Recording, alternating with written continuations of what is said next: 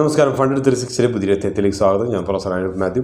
ഇന്നത്തെ വിഷയം free floating number of shares എന്നുള്ളതാണ്. അതായത് ഫ്രീ ഫ്ലോട്ടിംഗ്, നമ്മളെ ഷെയറിൻ്റെ ഡേറ്റയൊക്കെ എടുത്ത് നോക്കിക്കഴിഞ്ഞാൽ, ഒരു കമ്പനിയുടെ ഡേറ്റ എടുത്ത് നോക്കിക്കഴിഞ്ഞാൽ, ഇപ്പോൾ എക്സ്ചേഞ്ചിൻ്റെ വെബ്സൈറ്റിൽ ഉദാഹരണമായിട്ട് ഇതുപോലെ BSEയുടെ വെബ്സൈറ്റിലൊക്കെ ചെന്ന് നോക്കിക്കഴിഞ്ഞാൽ ഒരു കമ്പനിയുടെ ഡേറ്റ എടുത്ത് നോക്കിക്കഴിഞ്ഞാൽ നമുക്ക് കാണാൻ കഴിയും മാർക്കറ്റ് ക്യാപ്പ് ഫുള്ള് ഒരു ഇത്ര കോടി രൂപ.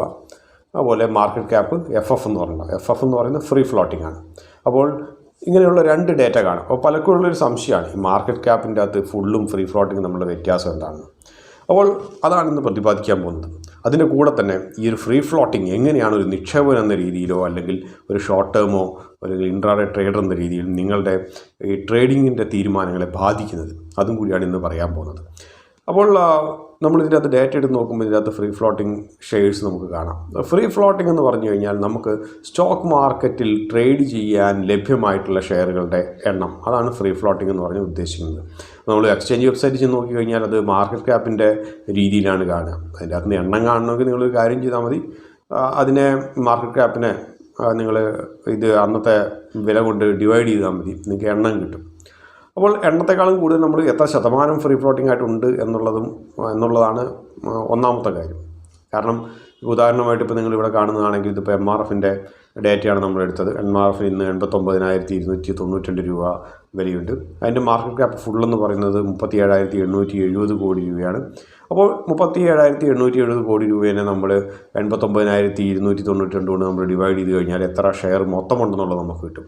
അതേപോലെ തന്നെ market cap free floating FF എന്ന് പറയുന്നത് 18,177 കോടി രൂപയാണ്. അതിനെ നമ്മൾ ഇന്നത്തെ മാർക്കറ്റ് പ്രൈസും കൊണ്ട് ഡിവൈഡ് ചെയ്ത് കഴിഞ്ഞാൽ എൻ്റെ എണ്ണം കിട്ടും. അപ്പോൾ നമ്മുടെ എണ്ണം കിട്ടിയില്ലെങ്കിൽ പോലും എത്ര ശതമാനം ഫ്രീ ഫ്ലോട്ടിംഗ് ആയിട്ടുണ്ട് എന്നുള്ളത് കണ്ടുപിടിക്കണമെങ്കിൽ നമ്മളിതിനെ free floating divided by market cap full കൊണ്ട് നമുക്ക് ഡിവൈഡ് ചെയ്താൽ മതി. ഏകദേശം ഇപ്പം 18,000 ഡിവൈഡ് ബൈ 37 എന്ന് പറഞ്ഞ് എടുക്കുകയാണെങ്കിൽ തന്നെ ഏകദേശം 50% എന്ന് നമുക്ക് കണക്കാക്കാം.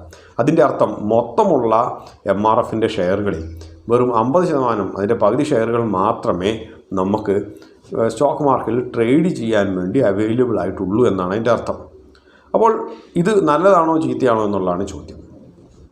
ഫ്രീ ഫ്ലോട്ടിംഗ് ഷെയർസ് കുറയുന്നത് ഒരു ദീർഘകാല നിക്ഷേപനെ സംബന്ധിച്ച് വലിയ കാര്യമായിട്ടുള്ള ഒരു മാറ്റങ്ങളൊന്നും വരുത്തുന്നില്ല. പക്ഷേ അതേസമയം ഒരു ഇൻട്രാഡേ ട്രേഡറെ സംബന്ധിച്ചോ സ്വിംഗ് ട്രേഡറെ സംബന്ധിച്ചോ വോളട്ടിലിറ്റി വളരെ കൂടുതലായിരിക്കും ഫ്രീ ഫ്ലോട്ടിംഗ് ഷെയർസ് നിങ്ങൾ എണ്ണം വളരെ കുറഞ്ഞാൽ.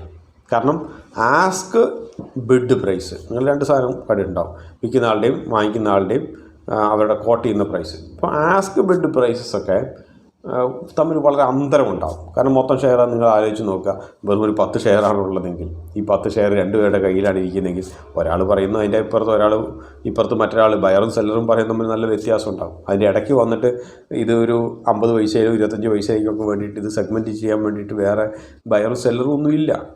അപ്പം ഫ്രീ ഫ്ലോട്ടിംഗ് ഷെയർസ് കുറയുന്നതിനനുസരിച്ച് ആസ്ക് ബിഡ് പ്രൈസ് ഭയങ്കരമായിട്ടുള്ള അന്തരം ഉണ്ടാകുന്നത് കൊണ്ട് തന്നെ ഇത് ഭയങ്കരമായിട്ടുള്ള വോളട്ടിലിറ്റി ക്രിയേറ്റ് ചെയ്യും. ഭയങ്കര വോളട്ടിലിറ്റി കൂടിക്കഴിഞ്ഞാൽ എന്താണ് സംഭവിക്കുന്നത്? നമ്മൾ വിചാരിക്കുന്ന പോലെ ഒരു സ്മൂത്ത് മൂവ്മെൻറ്റ് ഒന്നും ഉണ്ടാകില്ല. നമ്മൾ ഒരു ദിവസം ഇൻട്രാഡേ ചെയ്യുന്ന ഒരാൾ ഇത് താഴോട്ട് ഇങ്ങനെ പതുക്കെ സ്മൂത്തായിട്ട് പോകുമെന്ന് പറയുന്നതിന് പകരം ഇതെന്തായിരിക്കും, താഴോട്ട് ആത്യന്തികമായി ചിലപ്പോൾ പോകുമായിരിക്കും, അതിൻ്റെ ഇടയ്ക്ക് വലിയ വലിയ മുകളിലോട്ടുള്ള സ്പൈക്സ് ഉണ്ടാവും, നിങ്ങളുടെ സ്റ്റോപ്പ് ലോസ് അതിനകത്ത് ഹിറ്റ് ചെയ്ത് പോകും.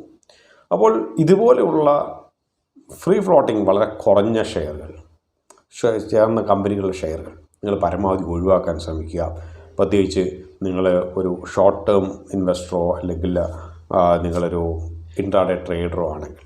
അപ്പോൾ നിങ്ങൾ ബാക്കിയുള്ള ഷെയർ സെലക്ട് ചെയ്യുമ്പോൾ ഈ ബ്രേക്ക് ഔട്ട് അങ്ങനെയൊക്കെ പറഞ്ഞിട്ട് പല പല ഫാക്ടേഴ്സ് നോക്കിയിട്ട് നിങ്ങൾ ഇൻട്രാഡേക്കാണെങ്കിലും സ്വിംഗ് ട്രേഡിംഗ് സെലക്ട് ചെയ്യുമ്പോൾ ഈ ഒരു ഫ്രീ ഫ്ലോട്ടിംഗ് എന്ന് പറയുന്നത് കൂടി നിങ്ങൾ മനസ്സിൽ വെച്ചേക്കാം. ഫ്രീ ഫ്ലോട്ടിംഗ് ഷെയർസ് പരമാവധി കൂടിയത് നിങ്ങൾ തിരഞ്ഞെടുക്കാൻ നോക്കുക. ഷെയർസിൻ്റെ നമ്പറും കൂടി നിങ്ങൾ കണക്കാക്കുക. ഈ പറഞ്ഞതുപോലെ മാർക്കറ്റ് ക്യാപ്പിനെ നിങ്ങൾ അന്നത്തെ പ്രൈസ് കൊണ്ട് ഡിവൈഡ് ചെയ്തിട്ട് കുറേ എണ്ണം ഉണ്ടെങ്കിൽ നിങ്ങൾ കാര്യമായി പേടിക്കേണ്ട ഒരു വലിയ ആവശ്യവുമില്ല.